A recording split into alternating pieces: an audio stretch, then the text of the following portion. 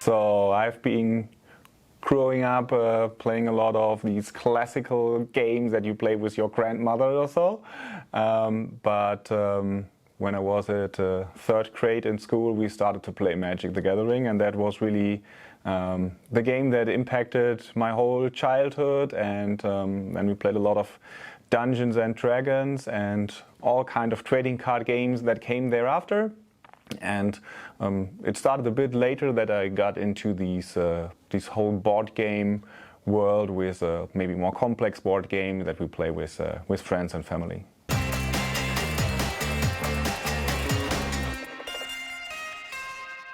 A few years ago I was working in the IT industry in consulting, which is very different from the board game industry, and I wanted to spend more time with my hobby, and it was my plan to get into this industry and do this for a living.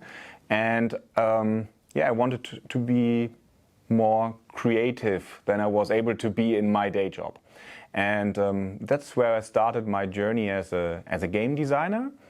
And I thought it would be very helpful to have kind of an audience already when I, at some point in the future, will publish my own first game. So I started this podcast, Nerd Lab Games, that kind of shows my transition from being a player to becoming a game designer and a games publisher. Within that podcast, I also invited a lot of very successful game designers to give me advice, which was helpful for me, but also helpful for the audience, for the people that listen to my podcast. And now I can say that without the podcast, that game wouldn't exist, because I would never have met my other co-designers, and the company wouldn't exist in the way it does, because we have so many great fans that came to buy the game because of the podcast.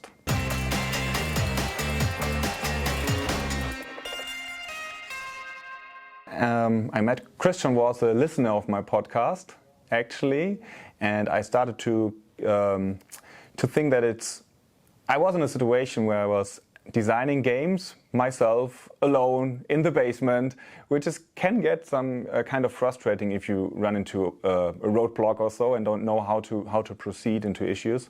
And I thought that many other game designers have the same problems, the same situation. So I started mastermind groups for game designers, where they can group in a number of 5 or 6 people, game designers that meet regularly, that help each other, that give feedback, that care about the games of the others. And this is how I met Christian.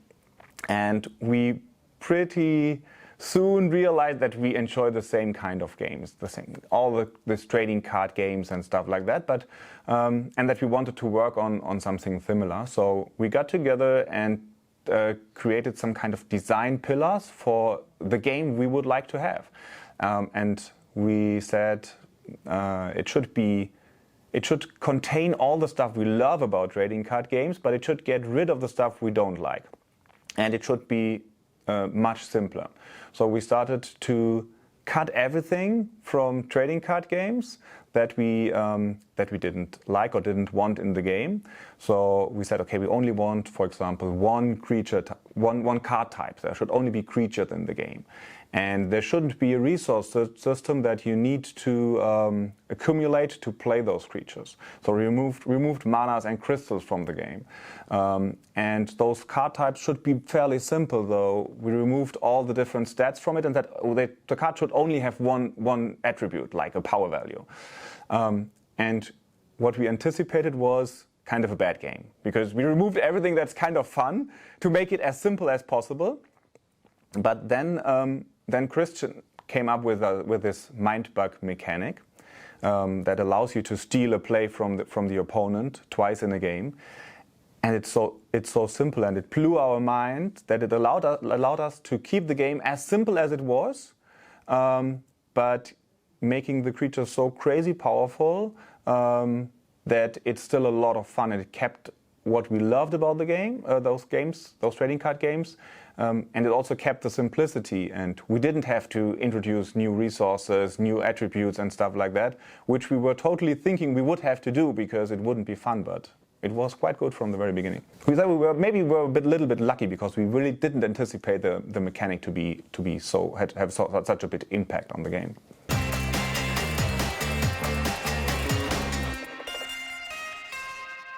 This is where the podcast comes again into the scenario, because we had this initial prototype, Christian and myself, for Mindwag, and back then it was called Duelist, by the way. That was a working title, and Richard was invited to my podcast as a guest. And for me, this was like the best thing that could ever happen. And because I was a longtime fan of all his games, mainly Magic, but also the others, like King of Tokyo. And he came to my podcast. I interviewed him. And after the podcast, I asked him, "Hey, do you want to take a look at the game that we have designed?" And he said, "Yes, sure. Send me some information." And I knew that he was into balancing mechanics in general, because we talked about that in the podcast. And I pitched the game to him in a way that I said, okay, we have created this new mechanic, this unique mechanic, and it allows us to create creatures that can be as powerful as you want, and the game automatic balances the creatures, and it doesn't break the game. And we can achieve that without the need of a resource system. That was my pitch, basically. And he said, "This must be an overstatement." And it is kind of an overstatement, because, of course, we still need to balance the creatures a little bit, though. But at its core, it's true, this statement. And it got him interested, and we met on Tabletop Simulator to play the game. And at that point in time, my hope as a designer and longtime fan was that he would like the game, and I could use a quote or so for publishing the game. So that Richard Garfield likes the game. That was basically what I was hoping for. And after we played the first match, he said, "I'm very impressed. Can we play again?" And by the way, I lost the match after playing hundreds of matches. I lost the first match against him, which was kind of a shame for me, but losing against Richard Garfield is kind of okay. And then we played a few more matches. He really liked it, and it was in the evening in Germany, so daytime for him in America. And when I went to bed and got up again, I got an email from him that he played 20, 30 games with other playtesters, and he was really impressed about the replayability of the game. And then it took about a week or two until we agreed to work on it together. And since then, we have been meeting on a weekly basis to playtest, to improve the game, to work on the expansions, and this has been a great experience for me.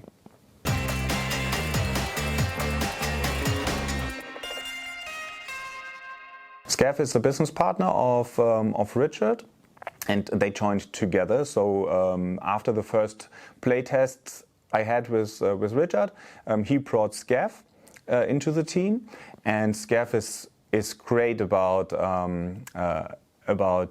being very specific on the cards wording, so that is very approachable for new players, that you don't have a lot of rules questions, and that we don't create cards that are kind of loopy, create these kind of situation that you cannot resolve as a player, where you have a lot of rules questions. So he did a great job in simplifying those cards and making sure that they are accessible for all these players out there.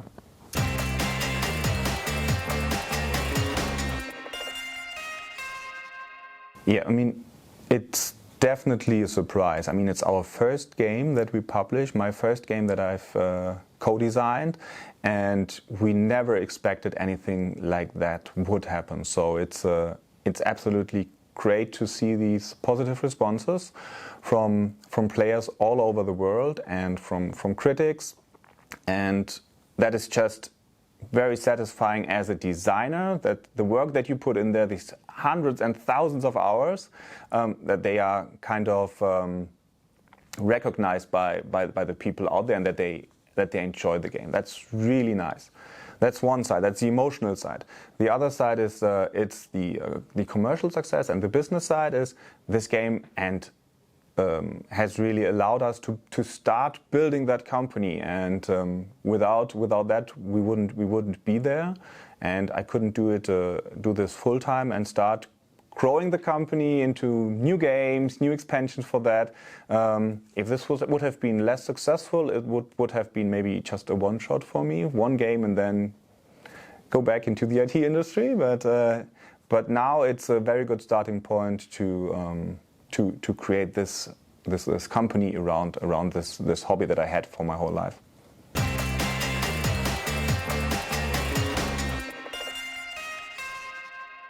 One tip is basically don't spend your mind bugs too early. I see that from some people, because you still have a lot of cards that can help you answer the threat that's on the board. But if you spend your mind bugs very early, you are kind of defenseless against the cards your opponent might have kept.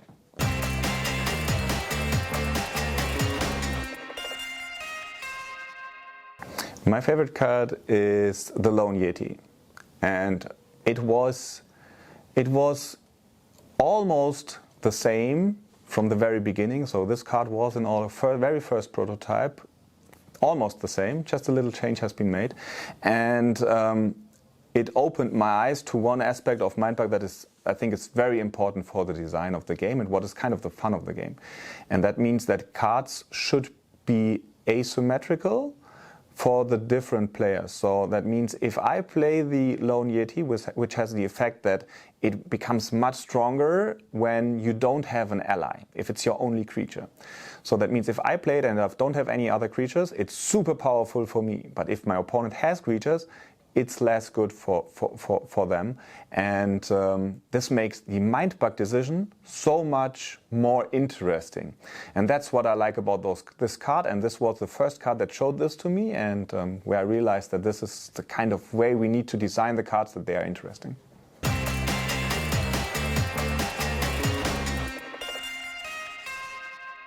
Yeah, finding the right theme was difficult for the game. We knew that we wanted it to be appealing to a large audience, so it couldn't be. So we wanted it to have something to do with mind control, and this it can become into a dark fantasy theme area, like these mind flayers in D&D, for example. And we thought, okay, this would be cool. I would like this personally, but it wouldn't appeal to like families, kids, and so on. So we said we want to have this mind control theme, but bring it more into a funny, lightweight, colorful kind of game. And this was the design description we had in the beginning. And then we went out to I think 5 different illustrators and gave them one creature to design. They each picked one of the creatures we had and delivered their art, and we kind of made a quote in our playtesting crew with our friends, with the co-designers, which artwork they liked the most. And Dennis Martinez, our very talented illustrator, delivered the bee bear. That's the half bear, half bee creature. That's the creature that he delivered as his first artwork, and that won the voting. And therefore we chose him, and together with him we developed this illustrations, but it's mostly his talented work.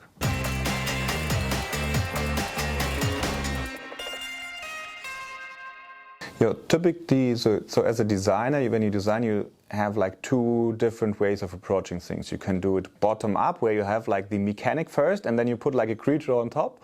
Or you can do it top down, where you have a cool illustration or an idea for an illustration, and you create the effect for that creature based on the illustration. For Mindbug, it was mainly bottom up. So we started with the mechanics, because we are more these mechanical guys, I would say, and then gave an artwork description to Dennis to draw the creatures. But I know that Christian designed some cards by looking at artworks. So it's not that he didn't have anything in mind when he designed some of his cards, but it wasn't the final finished artwork that he used. And with regards to the name, it's quite difficult because as you can have a nice idea for one card, but it's very difficult to come up for very good matches for all the cards. So this is where we included the community, because they had so much better ideas for the cards than we had. In our Kickstarter campaign, we did a lot of votings where people could propose names for creatures, they could vote for it, and even thereafter we had like translation communities of people who helped us to translate the game, and they proposed great names for those creatures. And it's a mix of our input, but also very much from the community in this naming of the cards.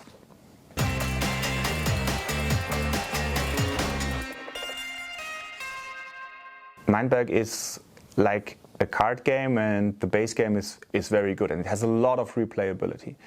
But with all these kind of card games, it's an incredible amount of fun to experience new creatures and new cards at some point if you played a lot.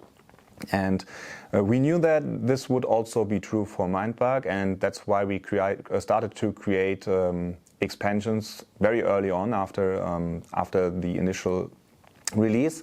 And yeah, we have designed 2 expansions that go a little bit into different directions. At its core, both are Mindberg, and we didn't want to introduce too much new stuff within them because we wanted them to feel like playing Mindberg, and they do. But one of it is a little bit more tactical, so it will attract people that like to combine different cards to get crazy effects and to stay aware of more different things that are going on at the same time.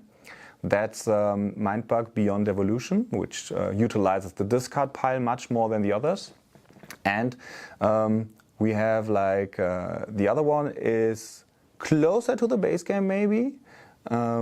It's a little bit less tactical, a little bit less information to process at the same time, but you can completely go crazy with one creature that evolves from a very small creature into a bigger creature, into a huge threat. But you need to invest some time in it by spending actions on it.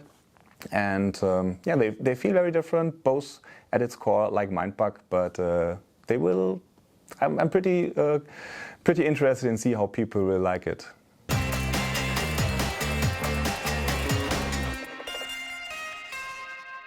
Yeah, absolutely. So there's a lot of stuff we want to explore with Mindberg. I think there are a lot of different game modes that could be very interesting for the future. We see a lot of game modes being created by our fans already, like drafting, like constructed, like building your own kind of cubes, mixing the expansions and building like the best set of creatures. For example, only poisonous creatures, or only very powerful creatures, or only very small, tiny creatures. So these kind of cubes are very interesting. We could support it in a way, and also let's say organized play is something that we really are interested in, because it can be played very competitively, Mindberg, and we have seen, especially in France, a lot of tournaments going on already. And I think at some point in time I would be very happy if there is a Mindberg world champion. So I think that's something we would love to see in the future for supporting the game. On the other side, I also think there will be new products in the future. Like I personally think the 4-player mode of Mindberg is better than the 2-player mode. I think it's the best 4-player mode I've ever seen in a card game, and we really want to put more effort into that. For sure. And I also think there is potential for a single-player mode, for a solo mode, that we might explore in the future. There are some ideas already that also have been explored by the community, though there are some rules already online on BoardGameGeek. But I think there is potential to explore more different areas, and of course new cards like the expansions we have released so far.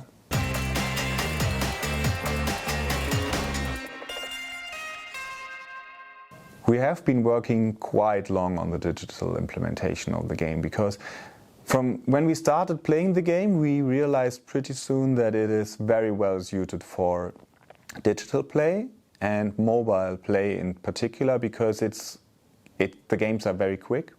You only have like 10 cards you need to show on the screen, so it's not like a huge board with 20, 30, 40 creatures on the board. So it's very well suited for mobile play. And we have founded a separate company that is responsible for the implementation of the digital game. We have shown it here and there on YouTube a little bit, and we received a funding from the German state for a prototype. And this prototype will be finished until June, July this year. It will have all the cards in there. It will everything will be rules enforced.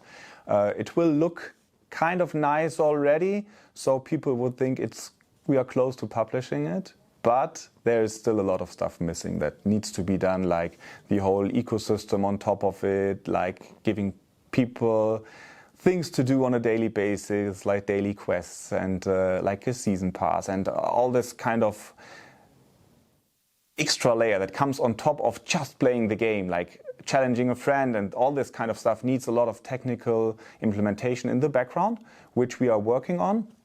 And we would love to release it as soon as possible, but there is no release date just yet.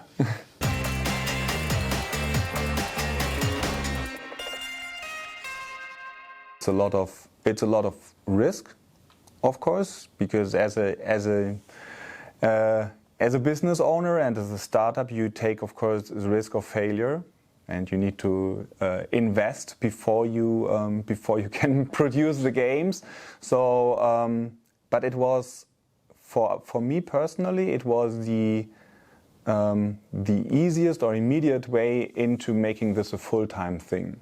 If I would go with just as a designer and give it to another publisher, I would of course receive royalties for the game, but that would not have been enough to do it full time. So for me, it was always clear that I want to do this as an entrepreneur, as a founder of my own company, because that's also my background a little bit. I've had several companies before, and I always wanted to be my own boss, self-employed, and this was a great chance. And together with the Kickstarter campaign, this was possible. Without the Kickstarter campaign, without the pre-financing of it, it would not have been possible to start it. And without our international partners, it would not have been able to grow it. So I think all these steps we have taken have been necessary to start building that company.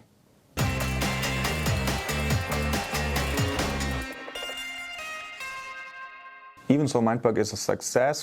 As a company, it's pretty risky to put all your eggs in one basket. So we need to have different games, so that if one game has less sales in 1 year, so we need to have something to compensate for. Yes, we have like 3 different games in the pipeline at different states.